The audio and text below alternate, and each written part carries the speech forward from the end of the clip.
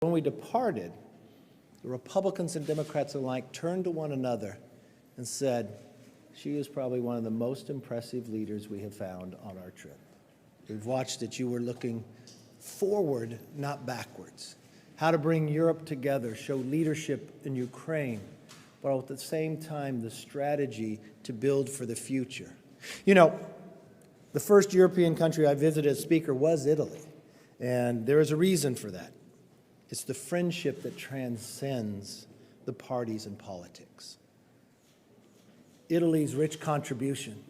You just go out those doors and you can see the Italian culture with the contribution to America. The Rotunda, painted by Brumidi. We've watched it time and again. And on a personal note, you know, it wasn't that long ago that young immigrant of 11 years old left Italy to come to America. His name was Guido Palladino. He was my grandfather. To look for a better life, to be able to grow. And now his grandson is the 55th Speaker of the House. When I was in Italy,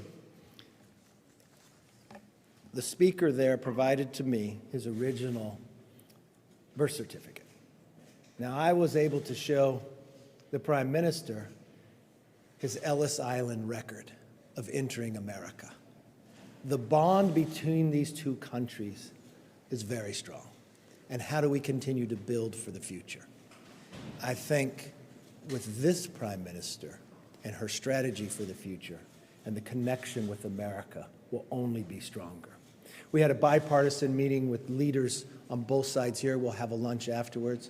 She will meet with the President, and we will continue to build that bond so further grandchildren will be able to understand not just their history, but why we keep it and why the world's, through our democracies, is safer and stronger. So I give you the Italian Prime Minister, Giorgia Meloni. Thank you very much. Good morning. I want to thank Speaker Kevin McCarthy, my friend, Speaker Kevin McCarthy, for this occasion he gave me. I want to say that I'm very glad to be here in the heart of the American democracy and in the place that Thomas Jefferson, at the time Secretary of State of President George Washington, wanted to call Capitol Hill to commemorate the famous Temple of Giove on the Capitoline Hill, Il Campidoglio, one of the 7 hills of Rome. And I say it for it is another sign of the incredibly strong ties between Italy and the United States.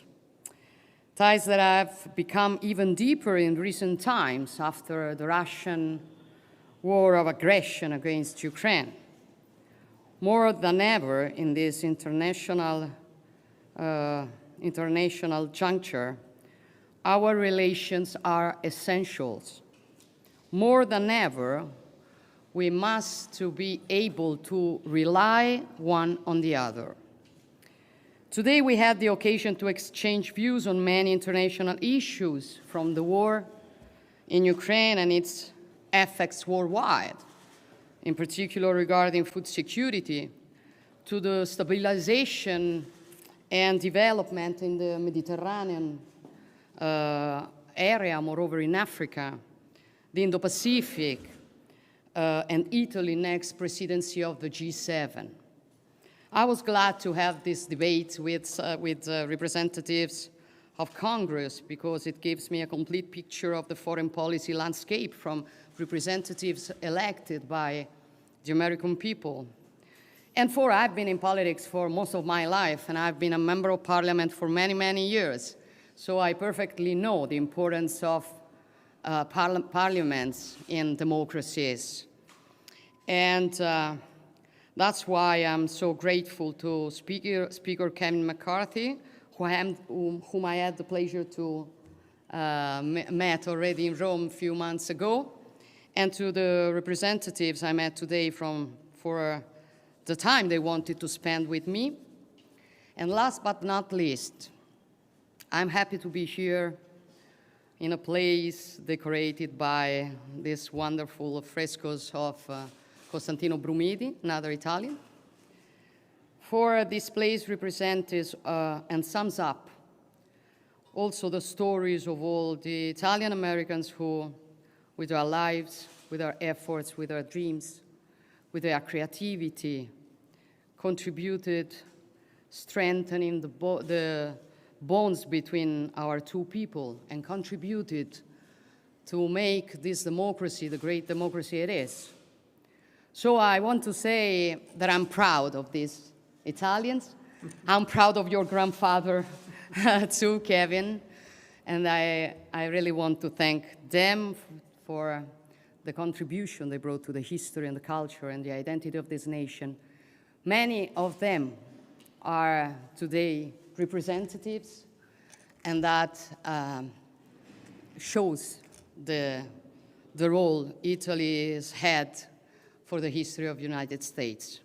And that is one reason more to continue strengthening our relation, our cooperation, our friendship, particularly in this tough world, in this tough situation. Many things are changing around us.